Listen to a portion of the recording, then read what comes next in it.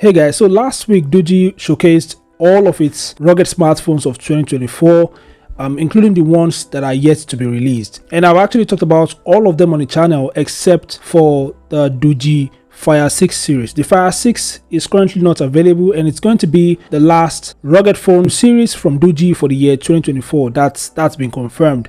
So the Fire 6 series consists of budget rugged phones called the Doogee Fire 6 and the Fire 6 Power. According to some of their top details, the rugged phones would feature a 50MP main camera. They'll be powered by the Unisoc T606 processor. The Fire 6 model would have a 10,400 mAh battery, while the Fire 6 Power would have a 15,500 mAh battery. So these rugged phone series are focusing a lot more on power.